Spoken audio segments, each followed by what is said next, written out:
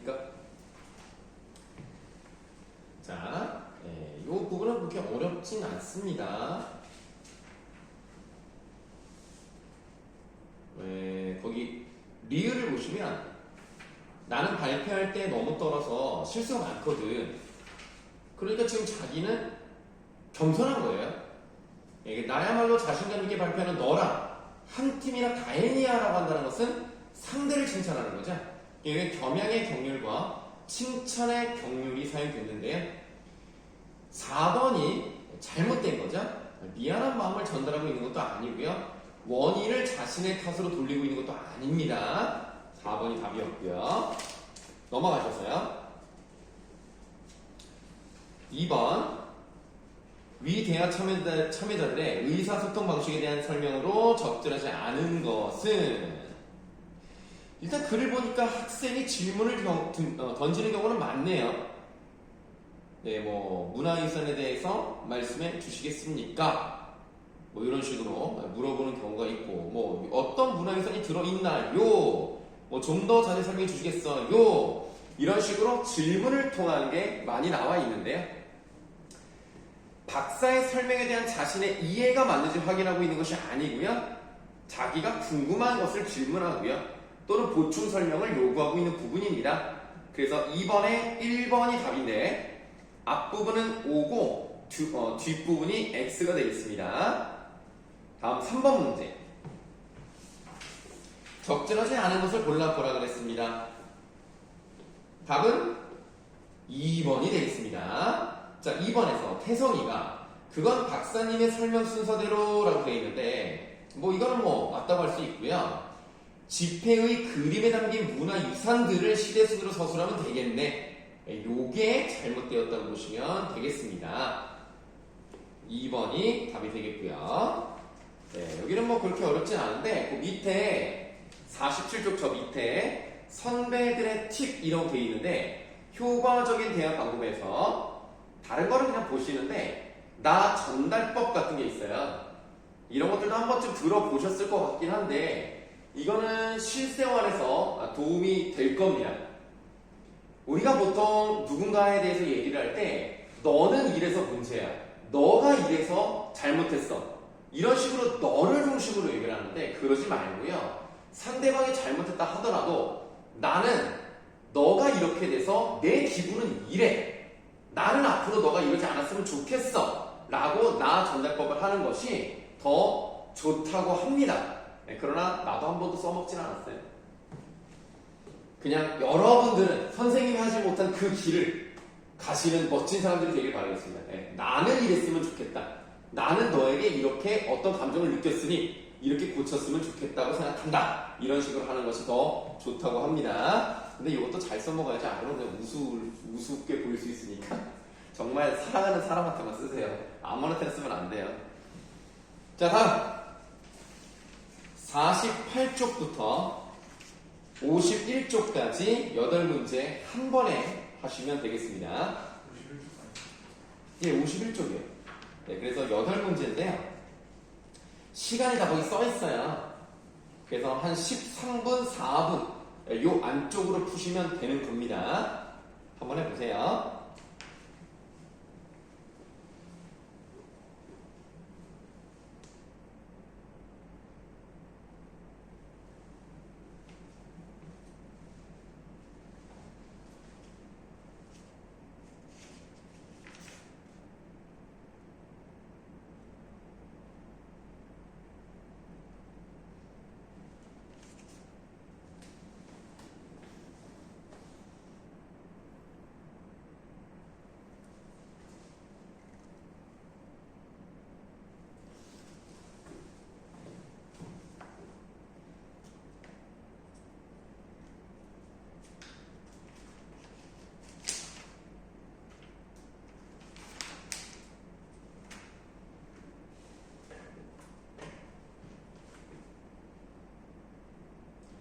자, 보시겠습니다. 1번부터 보실 건데요. 자, 적절하지 않은 것을 골라보라 그랬습니다. 예, 48쪽의 1번이에요. 자, 적절하지 않은 것은 우선 답은 4번이 되겠습니다. 자, 리을을 보시면 우선 눈이 좋지 않은 친구들을 위한 구역을 정하고 그 친구들만 제비뽑기를 하게 하자라고 되어 있네요. 그럼 지금 상대방이 제기한 문제에 대해서 우회적으로 말하고 있는 것이 아니고요. 어떤 문제를 해결하기 위한 직접적인 방안을 제시하고 있는 겁니다.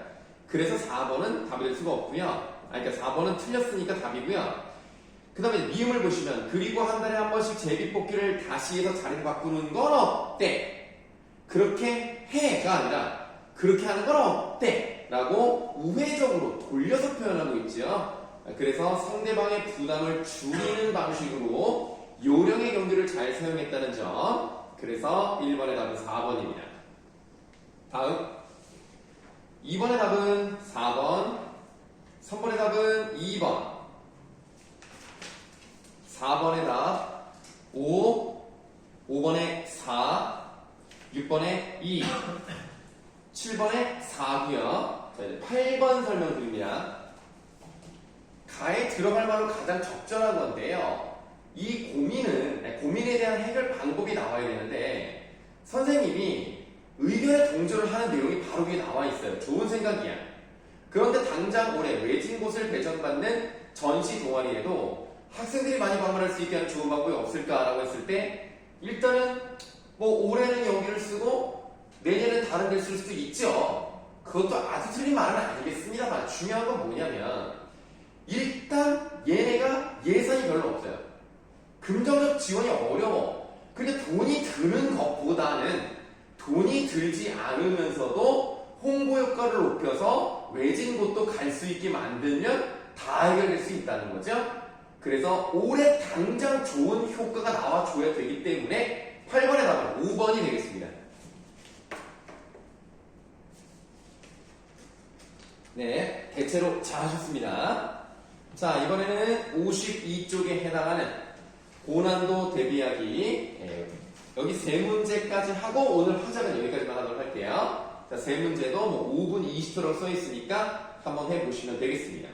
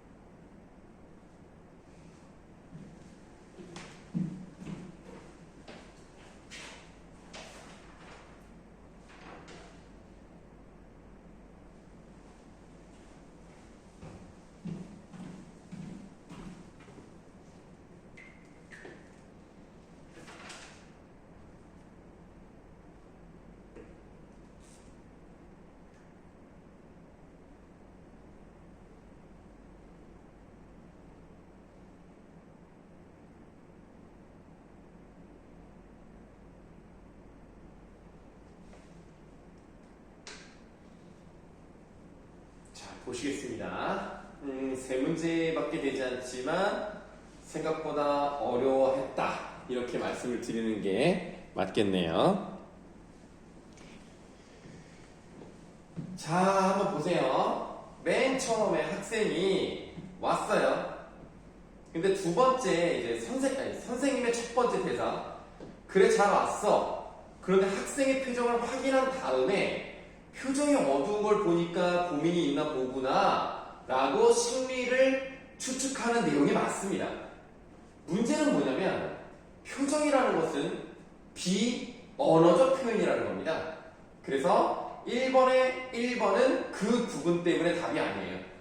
준언어적 표현을 바탕으로 한 게 아니라 비언어적 표현을 확인한 다음에 심리 상태를 추측해서 질문을 던진 겁니다. 그래서 1번은 답이 아니고요. 그 다음에 학생의 대사 중에서 니은 부분 있죠. 저는 아무래도 발표 능력이 전혀 없나 봐요 라고 했어요. 요거는 겸손함이 아닙니다. 그냥 자신의 문제점을 얘기하고 있는 거니까 2번의 답은 2번이 되겠습니다. 2번 문제는 뭐 어렵진 않았다고 생각을 하고요. 그 다음에 어떤 내용이 나와 있냐면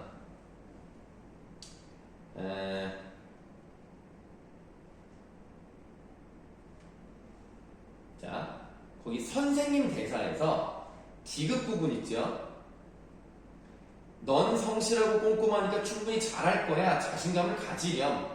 그런데 이번에 어떤 주제에 대해 발표를 하려고 하니? 라고 물어봤어요.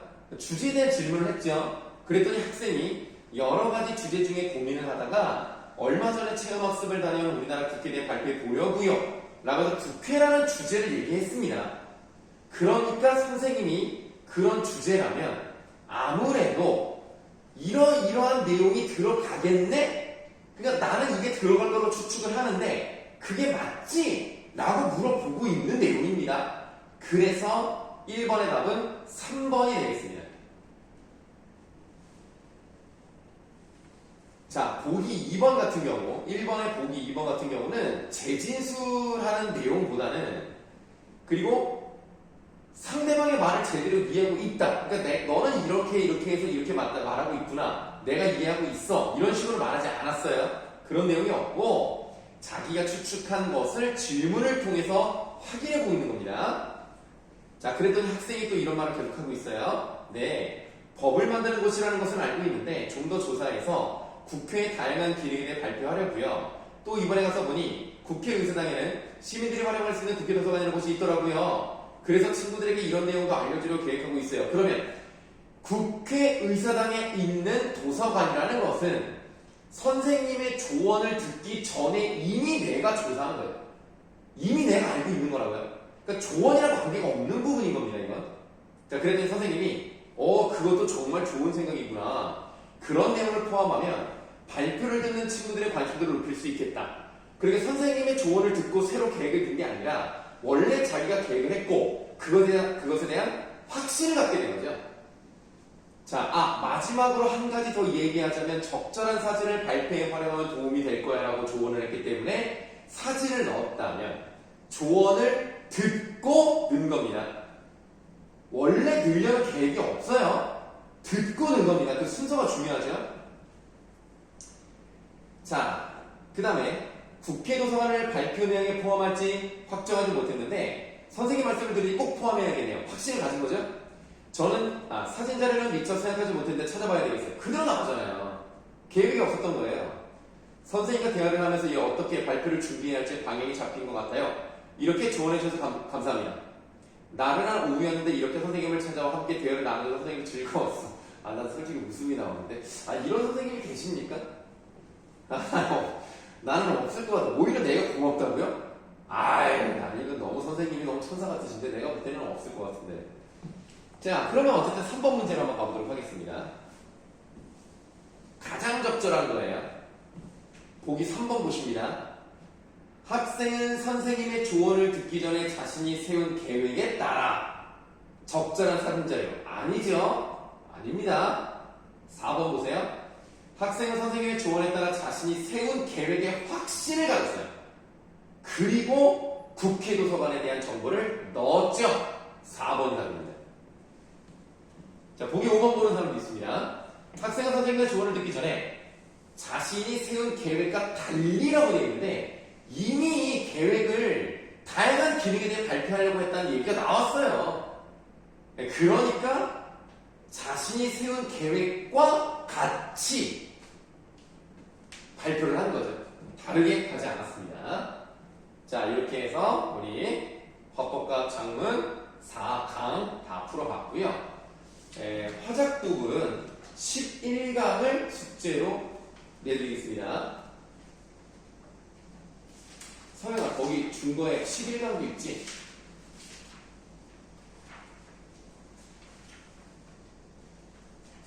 거기 11강을 풀어 오시는 게 숙제예요. 자, 우리가 한 10분, 12분 정도 시작을 했으니까 아직 쉬는 시간은 조금 그렇고요. 네, 일단은 화작 부분 11강 숙제로 나갑니다. 그리고 이제 숙제 답을 보내주실 때는 페이지로 따지면 135쪽에서 141쪽까지만 답을 보내주시면 되고요. 그 앞부분에 세 쪽은 안 보내셔도 상관없습니다. 아, 네, 세 쪽이 아니군요. 네 쪽이군요, 여기는. 그래서 11강에 스텝 2, 스텝 3 여기만 답을 좀 보내주시고요. 매주 말씀을 드리지만 시간을 좀 잘 좀 지켜주셨으면 감사하겠습니다. 제발. 어? 이번에 한 명만 시간 전에 보냈는데 그 한 명도 잘못 보냈어. 좀 부족한 부분이 있었어요. 어쨌든 차라리 잘못 보낼지언정 시간 안에 좀 보내주세요. 그래도 방학이니까 조금은 여유가 있지 않을까요? 네, 좀 보내주시면 내가 감사하겠습니다. 내가 좀 주말에 바쁘니까요. 좀 미리 좀 보내주셔야지. 이게 학원 오기 전에 보내시면 조금 바쁩니다. 그리고 안 보낸 사람도 있고요. 왜 안 보내는 겁니까 도대체? 왜? 숙제를 해놓고 왜 안 보내는 거야 도대체? 아니 뭐 오기 직전에 한 30분 전에 하나? 그리고 뭐 그냥 아예 연락도 안 되고 그냥 아예 안 보낸 사람도 있고 그렇습니다. 누구라고 말하진 않겠습니다만 그런 사람도 있다고요. 자, 어쨌든 우리가 시간이 또 좀 쉬는 시간이 좀 빠르니까 사회, 문화, 답 한번 맞춰보도록 하죠.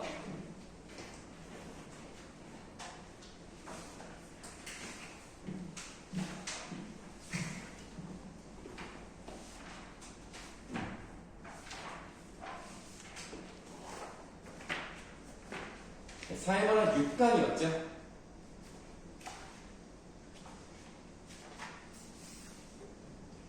네, 생각보다 많이 틀렸습니다. 좀 의외였어요. 그래서 좀 전반적으로 좀 보도록 하겠습니다. 132쪽.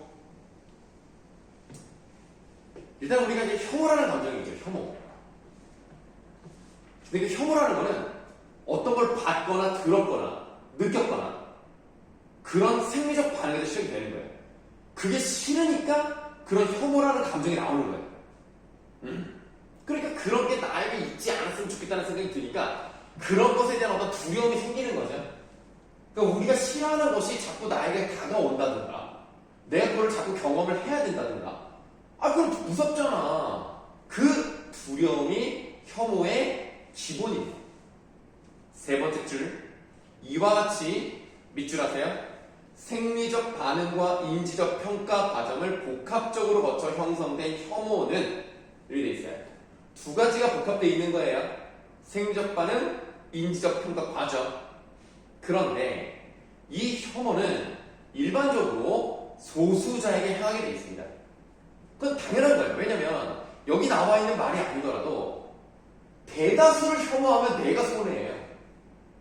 내가 밀리거든요. 근데 내가 속해 있는 집단이 다른 혐오하는 대상보다 클 때 힘을 갖게 되고 약한 사람들을 괴롭히는 거죠.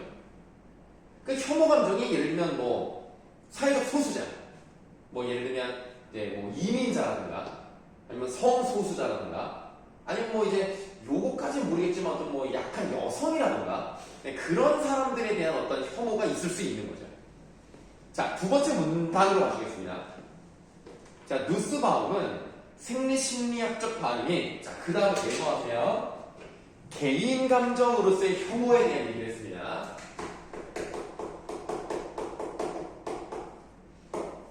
자, 이거 메모를 했어요. 그 다음에 그러한 혐오가 사회적 맥락으로 전가되어버린, 세모치기가 좀 어렵긴 한데 사회 현상으로서의 혐오를 세모하시면 되겠습니다.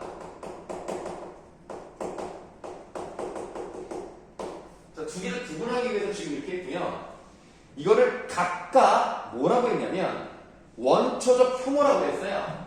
그래 기형으로 되어 있는 원초적 혐오라는 것은 바로 개인 감정에서 나타난 혐오와 같은 거죠. 그 다음 니은의 투사적 혐오 세모하시면 돼요.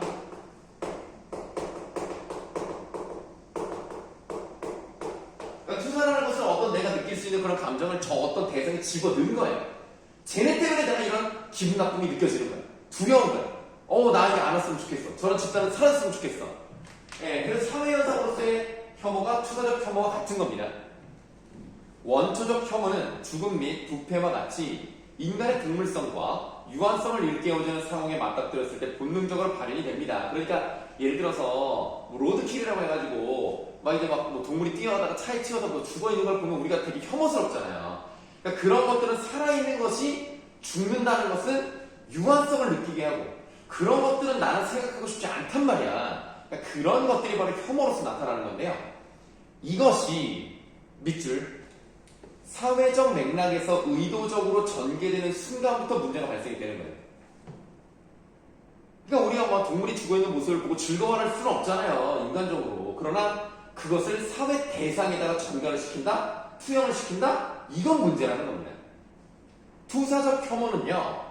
밑줄 원초적 혐오의 대상이 지닌 속성이 특정 개인이나 집단에도 있다고 생각하여 감정을 전가한 것입니다. 그렇죠? 자, 그럼 우리가 조심해야 되는 게 뭐냐면 아까 우리 첫 번째 문단에서 밑줄 친 부분이 뭐였어요? 생리적 반응 플러스 인지적 평가 과정을 복합적으로 거쳐서 혐오가 만들어진 거예요. 그리고 그 혐오에 기억과 니은이 다 들어가는 겁니다. 그러니까 둘 다 생리적 반응과 인지적 평가 과정을 다 거친 거예요. 그래서 2번에 5번이 답입니다. 그리고 보기 1번 보세요. 기억은 개인적 차원. 그렇죠. 이거 개인 감정. 니은은 사회현상. 그러니까 1번은 맞는 겁니다. 자, 그러면 지금 이제 1번 문제에서는 혐오 표현이 무엇인지를 설명한 부분이 나타났고요. 혐오 감정은 왜 생기게 되었는가에 대한 설명이 나와 있습니다. 자, 그래서 1번과 2번은 답이 될 수가 없겠죠? 자, 다시 이제 본문으로 돌아가셔서 세 번째 문단으로 가시겠습니다. 혐오 표현은 투사적 혐오라 불리는 정당화될 수 없는 혐오를 근거로 사회 비주류에 속하는 소수자 개인 또는 집단의 존엄성을 부정하는 표현 행위를 가리킵니다. 혐오 표현은 표현 메모하세요. 그리고 밑줄을 쭉 해보겠습니다. 표적이 되는 개인 또는 집단에게 직접적인 해악을 끼칠 뿐 아니라 혐오의 고취 선동 메시지를 제3자인 청중들에게 전달하여 사회 내 소수자에게 대한 배제, 차별, 폭력 등을 조장하거나 정당화합니다. 그럼 이런 혐오 표현이 얼마나 부정적인 영향을 가지고 있는지를 보여줬기 때문에 1번에 3번은 답이 아닙니다. 자, 계속 읽어볼게요.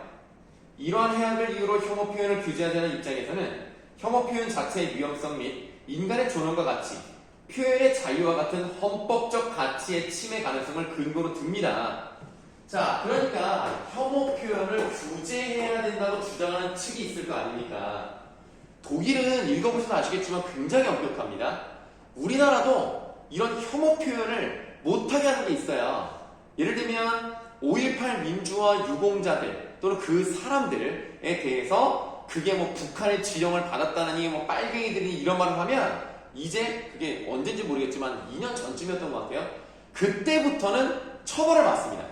그러니까 그건 뭐냐면 표현의 자유보다 못하게 하는 강압적인 것을 더 크게 둔 거죠. 그래서 규제를 해야 된다고 주장하는 사람들은 그거는 위험하고 사람을 무시하는 거기 때문에 그런 걸 하면 안 돼요. 다만 이런 말이 나와 있죠. 표현의 자유와 같은 헌법적 가치의 침해 가능성을 근거로 들어서 규제하자는 얘기예요. 무슨 말이냐면 예를 들어서 성소수자들이 있을 거 아닙니까? 그런 사람들이 우리도 똑같이 일반적인 사람처럼 대우를 해달라. 예를 들면 동성 결혼을 합법화해달라 라고 말할 자유가 있는 거죠. 다만 그것을 싫어하는 사람들이 웃기고 있네. 니네 같은 애들은 사회 악이야. 사회를 좀먹어. 이런 식으로 얘기를 하면 얘네들의 표현이 죽기 때문에 표현의 가치를 침해한다 라는 점을 근거로 들어서 얘네들을 압박하는 것을 규제해야 된다고 주장하는 거예요. 자, 그래서 지금 이 규제를 해야 된다고 하는 것도 표현의 자유를 중시해야 근거를 두는 거고요. 그 다음 이에 맞서는 입장에서는 그러니까 이제 규제는 안 된다는 거죠. 마음대로 말할 수 있어야 된다. 싫으면 싫다고 말할 수 있게 하면 되는 거 아니냐 이러는데, 이에 맞서는 입장에서는 표현의 자유는 혐오 표현에도 똑같이 보장되야 된다 이거예요. 싫으면 싫다고 말할 수 있고 무시하면 무시하다고 말할 수 있어야 되는 거 아니냐. 다만 그렇게 해야 자연스럽게 뭐 예를 들면 캠페인이라든가 아니 사람들의 양심의 문제라든가 이런 걸로 우리가 좀 자연스럽게 정화되게 만들면 되는 것이 아니냐 지금 이 얘기를 합니다. 결국 규제를 해서 안 된다는 것도요, 표현의 자유에 대해서 근거를 두고 있다는 점에서는 규제하는 측과 그렇지 않은 측이 다 같은 근거를 가지고 있다, 이렇게 생각을 해볼 수가 있는 거예요. 자, 그 다음 계속 읽어보도록 할게요. 혐오 표현의 규제 방식은 법적 규제와 형성적 규제로 나뉩니다. 그럼 뭐가 나왔어요? 규제 방식 유형이 나왔죠? 그러니까 1번에 4번도 답이 아니네요. 그럼 자연스럽게 답은 5번이 되는 겁니다. 자, 지금 법적 규제와 형성적 규제라고 나왔어요. 네, 법적 규제라는 것은 말 그대로 법으로 찍어 누르는 거죠. 야, 이런 거 하면 안 돼. 안 그러면 처벌받는다. 이거고요. 그 다음에 형성적 규제라는 것은 법은 없어도 돼. 마음대로 말해도 돼. 다만 그렇게 말하는 것이 올바르지 않다라는 인식을 전환시켜 나가는 방식이 형성적 방식이다, 이렇게 말할 수가 있습니다. 형성적 규제다, 이렇게 말할 수가 있습니다. 자, 그래도 읽어볼게요. 법적 규제는 형사 범죄와 민사 구제, 차별 시정 등과 같이 법적으로 혐오 표현을 금지하는 방식이며, 형성적 규제는 국가기관 또는 시민사회가 앞장서서 캠페인, 교육 프로그램 등을 통해 사회 공동체가 혐오 표현을 금지하는 데 합의할 수 있도록 유도하는 방식입니다. 이 가운데 더 이상적인 방법은 형성적 규제래요. 일단 요게 더 중요하다고 얘기를 했어요. 강제로 찍어 누르는 것보다는 자연스럽게 정화하는 게 좋대. 혐오 표현을 법적으로 금지하지 않음으로써 밑줄 표현의 자유에 대한 침해를 방지할 수 있죠. 또 그뿐만 아닙니다. 계속 밑줄 하세요. 이에 대한 대항 표현을 실천할 수 있는 분위기를 형성합니다. 그래서 혐오 표현이 남용될 수 없는 사회를 추구하는 겁니다. 표현의 자유를 누르지 않는다는 얘기는 혐오 표현을 반대하는 말을 낼 수 있다는 얘기입니다. 그럼 표현의 자유라는 가치를 누르지 않으면서도 자연스럽게 분위기를 형성하면 혐오 표현은 사라지지 않겠느냐, 이건데 개인적으로는 안 될 것 같아요. 이게 정말 가능한가 싶은데, 그러면 이미 진즉 안 했지. 그러니까 좀 그렇습니다. 선생님 개인적으로 뭐 동성애를 내가 뭐 좋아하는 건 아니지만 내가 그거를 그 사람들을 막 뭐 사회의 악이다라 이렇게 말하진 않거든요. 그러니까 개인적인 취향과 말을 하지 않는 거에 차이점은 분명히 있습니다. 내가 좋아하지 않아도 말하지는 않을 수 있는 거예요. 근데 그게 내가 너무 싫다고 말할 수 있는 거거든요. 그럼 법적으로 규제를 안 하면 결국 차별이 생길 수밖에 없는 겁니다. 소수자가 죄는 아니거든요. 취향의 차이라고 볼 수 있습니다. 참 어려운 문제긴 한데, 그래서 우리가 지금 차별금지법을 계속 통과를 시키려고 하는데, 이게 지금 이게 양 당이 이게 합의가 잘 안 돼가지고 통과가 잘 안 돼요 지금. 뭐 어쨌든 간에, 자, 그래서 혐오 표현에 대한 이의 제기나 그 희생자에 대한 연대의 언행과 같은 대항 표현은 방관이 아니구나. 방관과 무기로 힘을 얻는 혐오 표현에 대한 효과적인 대응 방식이자 사회 공동체의 도덕적 의미라고 할 수 있다. 그러니까 지금 여기를 읽은 이유는 뭐냐면 동그라미 A라고 되어 있는 부분에 대해서 설명을 드리기 위해서입니다. 3번 문제의 답. 왜 형성적 규제가 좋으냐? 계속 무슨 얘기가 나와 있어요? 표현의 자유에 대한 얘기를 하고 있거든요. 2번이 답입니다. 자, 그 다음에 다시 본문에서 133쪽 맨 위 읽어보겠습니다. 맨 첫 번째 줄. 혐오 표현에 대해 적극적인 규제를 시행하고 있는데요. 이 가운데 규제에 대해 가장 적극적인 입장을 취하는 독일의 혐오 표현에 관한 법제는 밑줄 홀로코스트와 같은 역사적 사실을 부정하는 행위를 혐오 표현으로 간주합니다. 그러니까 유태인 학살, 유태인을 사실 독일 히틀러가 많이 죽였거든요. 그것에 대해서 부정하는 것을 혐오 표현으로 봅니다. 즉 유태인 학살이 잘못된 건데 오히려 유태인을 욕하는 거 있죠? 그런 것들을 혐오 표현으로 간주하고 불법으로 규정을 합니다. 다음, 또한 특정 집단에 대한 모욕의 경우 독일 법원은 불가변적 특성 또는 집단 외부에 의하여 부여된 특성을 이유로 집단의 모든 구성원이 표적이 된 경우, 자, 어떤 특정 집단이 있죠? 아마 소수자의 가능성이 높습니다. 그 특정 집단의 모든 구성원이 표적이 됐다. 즉, 밑줄, 일반 대중으로부터 명백히 구별되는 집단 구성원 전체를 표적으로 했다면 뭐라고요? 집단 모욕죄. 요거 바로 하세요. 자, 개인적인 생각과 다른 말을 하나 할게요. 우리나라에도 중국 동포라고 하는 조선족 출신이라고 하는 사람들이 모여있는 곳이 있습니다. 주로 아마 금천구 대림동일 거예요. 거기 그 범죄도시 1탄에 나왔던 거기에 정말 조선족들이 많거든요. 장사도 많이 하고 그렇습니다. 우리나라 사람들이 중국에 대한 인식이 좋지 않기 때문에 그 중국 출신이잖아요. 어떻게 보면 이제 그 중국 동포라고는 하지만 어쨌든 국적은 중국이니까. 그러니까 조선족을 욕하는 경우가 많습니다.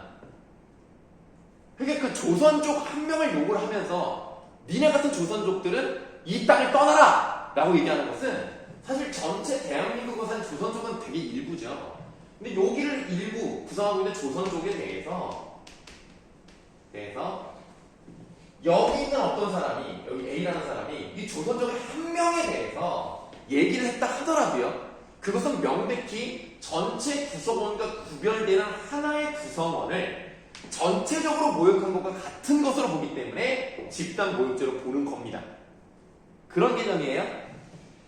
자, 그래서 여기까지 읽고 4번 문제로 마치겠습니다. 자, B를 바탕으로 보기를 이해하는 대로 적절하지 않은 건데요. 지금 보니까 이 독일에 사는 사람이 있어요. 홀로코스트를 부정하는 단체인데요. 호주의 한 연구소 홈페이지입니다. 그럼 호주니까 독일은 아니잖아요. 그렇지만 독일의 법은 외부 인터넷을 이용한다 하더라도 인정합니다. 그래도 불법입니다. 외국 서버를 이용해도요. 자, 그래서 보니까 뭐 유대인이 일부러 독일에게 돈을 받으려고 학살당했다고 주장한다. 이것은 우리나라 입장에서 보면 뭐냐면 일본 놈들이 우리나라를 먹었을 때 일제 식민지 때 뭐 위안부 문제라든가 아니면 뭐 강제징용이라든가 징병이라든가 이런 거 다 거짓 주장이고 그런 일은 없었고 한국 놈들이 영악해가지고 일본에 돈 많으니까 돈 뜯어내려고 거짓말한다. 이것과 같은 겁니다 지금. 그러니까 우리 입장에서도 용서가 안 되는 것처럼 얘네들도 용서가 안 되는 거예요. 근데 독일은 나름 멋있잖아. 인정하잖아. 오히려 자기들이 잘못한 것을 인정하고 사죄하고 총리가 고개를 숙이고 그 다음 금전적 보상하잖아요. 일본은 안 하잖아. 그 차이가 있거든요 지금. 자, 그래서 보기 2번 보세요. 아우슈비츠가 허위라는 A의 주장은 홀로코스트와 같은 역사적 사실을 부정하는 발언입니다. 아까 우리가 앞에서 밑줄 친 거 있죠? 부정한 발언이기 때문에 혐오 표현으로 간주돼서 벌을 받은 거예요. 2번은 맞습니다. 보기 5번 보세요. A가 집단 모욕죄로 처벌을 받게 된 것은 A를 고소한 유대인이 그 자신을 포함하는 집단의 모든 구성원을 대표한다는 점이 인정되었기 때문이다 라고 했는데요. 모욕죄로 처벌받은 것은 뭐냐면 전체 구성원과 명백하게 구별되는 다른 집단의 구성원을 모욕했기 때문입니다. 유대인이 이 독일이라는 어떤 대표를, 그 구성원을 대표한다는 것을 인정했기 때문이 아닙니다. 그래서 5번이 답이 되겠고요. 5번의 답은 2번. 생각보다 설명할 게 많았네요. 자, 쉬는 시간 갖고, 그리고 이따가 과학 기술도 설명해 보도록 하겠습니다.